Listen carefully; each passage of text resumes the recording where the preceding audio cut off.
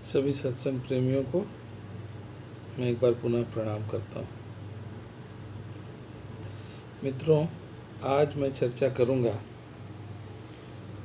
एक ऐसे संत के बारे में जो सद्गुरु भी कहलाते हैं और जिनके नाम से आज विश्व में एक ऐसा समुदाय चलता है जिसकी वीरता के अनेकों ने किस्से भी, जिन्होंने त्याग और बलिदान की राह अपनाई है। जी हाँ, मैं बात कर रहा हूँ सिख पंथ के प्रथम धर्मगुरु श्री गुरु नानक देव जी के बारे में।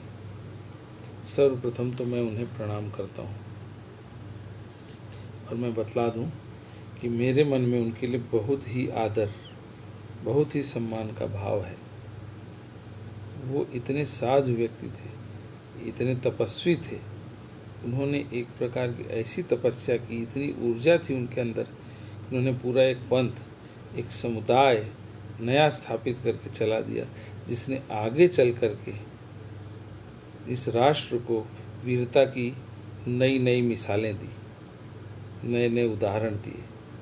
इस राष्ट्र को एक वीर राष्ट्र बनाने में अपना एकदम बढ़ चढ़ करके योगदान दिया। ऐसे समुदाय के प्रथम धर्मगुरु, लेकिन वो कितने बड़े संत थे, कितने साधु थे, और सिर्फ वही नहीं, वो एक सद्गुरु भी कहलाए। उन्होंने कितनों की राह प्रशस्त की, कितनों को मार्ग दिखाया।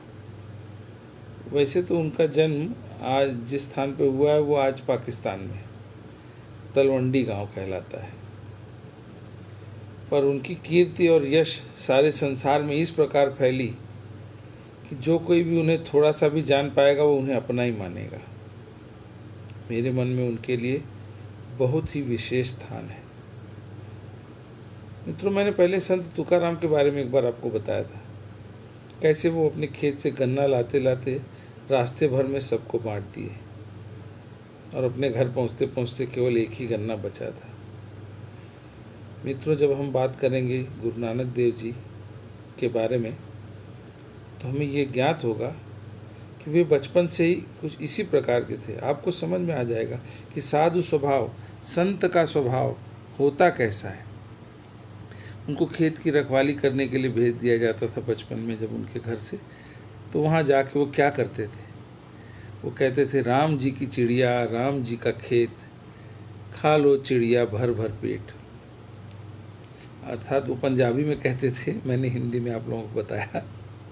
उसका भाव यही होता था। उनको लगता था कि सारा संसार तो, सारा विश्व तो एक उसी ईश्वर का है।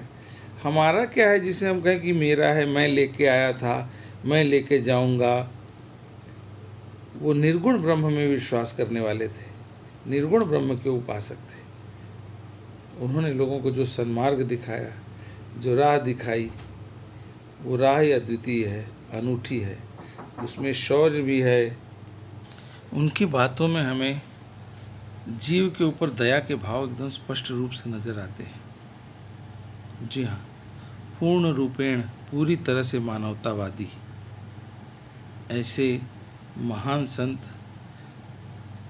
जो महान सद्गुरु भी कहलाए, जिन्होंने एक नए पंथ, सिख पंथ की एक नई राह लिखा, लोगों को दिखाई, और उस समय दिखाई जब भारत माता को इसकी बहुत आवश्यकता थी। ऐसे सद्गुरु को, ऐसे महान संत को मैं प्रणाम करता हूँ। धन्यवाद।